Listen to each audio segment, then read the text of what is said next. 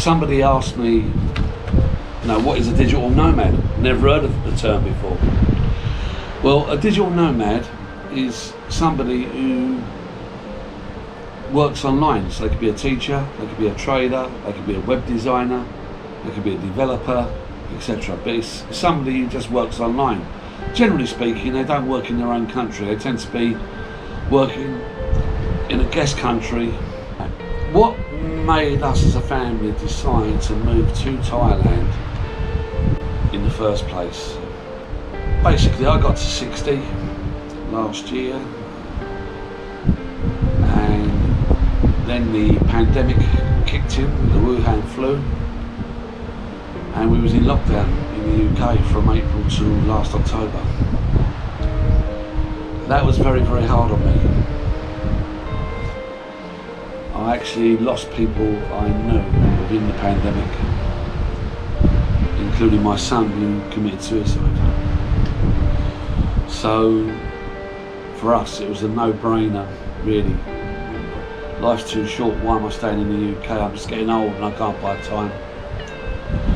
So we decided to move abroad. Well, we booked 3 flights to come to Thailand and each one was cancelled. We didn't book the flights to stay, we booked the flights because we'd found property, we wanted to buy it, so we come over here, thought we'd do a transaction and then fly home. Well, in the end, by the time we came, which was April of this year, it was so hard to get here, we knew it was a one-way trip. It was too difficult to get back. My wife is a Thai national. My daughter was born in the UK 4 years ago, just over 4 years ago. So my daughter's also got Thai citizenship as well. So she's a dual national. And I'm a Brit with Spanish residence. I was an online trader. And the reason why I wanted to come to Thailand was because in the pandemic, the government was just giving out money. And they was giving out money, fine, they've got to do it. I'm not going to get into that. The problem is, when they stop giving the money out, somebody's got to pay it all back. And I decided, as a family, I didn't want to pay that back. Because I hadn't taken anything from the pandemic, other than they gave me the jabs. So I didn't want to pay it back. So we decided to leave the UK. When I got to Thailand, I realised I didn't want to work to the same rate as what I was working before. So I still want to be like a day trader. So I decided to really change the way I invested. I decided I wanted to have an account of, say, 150,000 US dollars where I just day trade with. And from that, I thought $150,000, I can easily make myself a nice living to live in Thailand without touching any of my capital. Also, before we come to Thailand, so this is when the pandemic first kicked off, I went to an independent financial advisor. I took him all my investments, all my pensions, etc., bank accounts, all confidential, all nice and secure. And I explained to him that I wanted to retire. And he said, right, leave me the paperwork and make an appointment for 3 weeks, 4 weeks time, which I did. Going to a financial advisor was probably the best thing I ever done. Because up to then, I always thought I would have to work till I was 65. When I went to see the financial advisor, I walked through the door and he said, like, sit down, all nice and friendly. He said, so when do you want to retire? I said, well, as I said to you, I'd like to retire when I'm 64. He said, you can retire now. And I said, I'm going to retire now. And he went, seriously? I went, yeah. I said, well, what's the point? If you're telling me I've got enough money, there's no point me carrying on working. And that was it. He said, he goes, you're so lucky. He said, you're financially independent and not many people get to your stage. He said, you've done really well with your investments and savings, and I'd just like to tell you, yeah, you can go you can go now and never run out of money. So that was it. We knew when we come to Thailand in April, we was financially independent. We had no debts, no liabilities. Even now, we've got no credit cards. We were very happy living in Europe, but I wanted to live in all year sunshine and heat. Because in the UK, it gets very cold in the winter and I don't like the cold. To be a digital nomad in Thailand on the online market, do you think you just show up here and start trading or start designing websites? No, you don't. You need to be established before you come here. So remember that, it's very, very important. And if you're under 50, you'd have to go for an elite visa or go for an education visa. If you're over 50, then like me, you can go for a non-OA and you can extend it on retirement or family or marriage. One of the subscribers asked me about the FX market. I don't do the FX market. The reason why I don't do the FX market is because I don't do leverage. I either buy gold or I don't buy gold. I either own gold or I don't own gold. I either buy silver, don't own silver. I don't muck around. There's no point. You either buy something or you don't buy it. So I don't believe in leverage. I don't believe in options. I don't believe in gambling. As I pointed out in a previous video, 92% of traders lose money.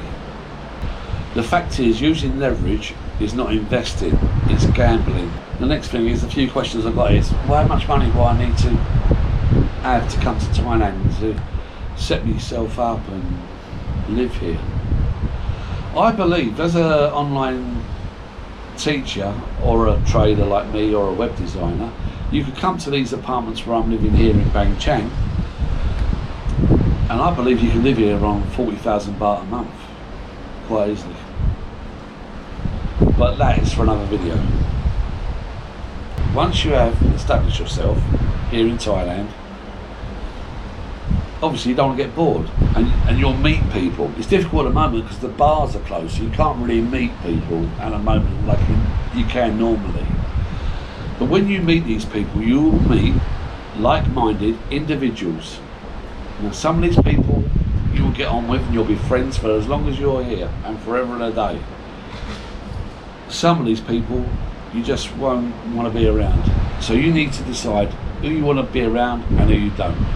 This is no disrespect to anyone who I've met. The good news is, if you go to the bars and put yourself out, you will meet people. In our case, me and my wife enjoy a drink. So if I met a couple that didn't drink, then to be honest with you, they would have no interest in my life because I can't relate to people who don't drink. I just can't.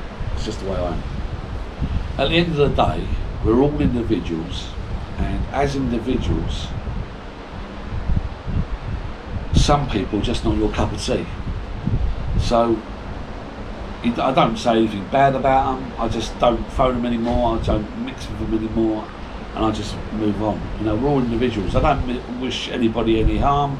We're so lucky that since we've been here, we've met an American couple, so they're like our American cousins. They've bought a house just 2 kilometres up the road, and we either go to their house and have drinks in their beautiful cellar, their beautiful new home, or they come down here and have drinks on our balcony. We sometimes look after their dog while they travel. We don't travel. It's because I'm not here on holiday. I'm here to live. So when I was in the UK, we never travelled, ever. We never travelled, and we won't be travelling here. And after this pandemic, I want to travel even less. So the furthest I go away from where we're living now is probably somewhere around the region of about 40-50 kilometres. We've got to go and see the family sometime up in this end, but that'll be next year. If you stay in holiday mode, I really hope you've got a large budget, because you will go through some serious money travelling around.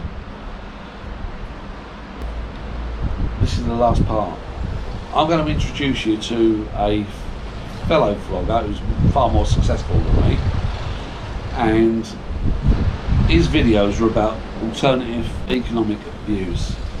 His name is Miles Harris. Please go to his channel If you search on YouTube and search up Miles Harris Gold. Miles, thank you very much for producing these fantastic videos. I've just shown your video as a teaser so other people can go and visit your site and your channel so they can see the light. This is Miles' video. The link's in the description. Please go and see it. Thank you very much, people. Have a fantastic day. We're loving life in Thailand. Please come back as soon as you can. This is the best time ever to be in Thailand. There can't be a better time than now to be here. Stay safe. I had read Dominic Frisby's book, Daylight Robbery, all about tax as well as the growth of the digital nomad community globally. Those who choose to shun the exorbitant taxation and extortionate house prices of their home nations and instead live a life traveling and avoiding taxation through receiving payments via cryptocurrencies. The book certainly posed some fascinating questions, such as how would you possibly determine the tax due for a nomad receiving a job designing a website in Thailand from an American firm. They build that website in Malaysia before handing it over to the client while they're in Singapore and then receiving payment perhaps when they're in Indonesia. Determining the income tax or VAT payable here is incredibly difficult. In Frisby's book, a conservative's estimate of 1 billion nomads is given by the year 2035.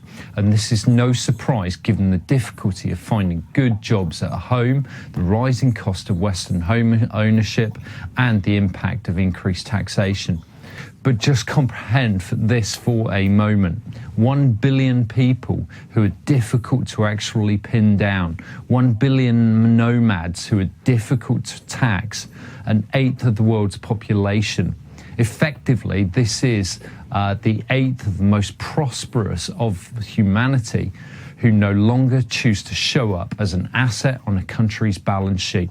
Let me know in the comments below your thoughts. Now, thanks so much for watching as ever. Do hit the like button if you found the content useful, and I look forward to seeing you next time.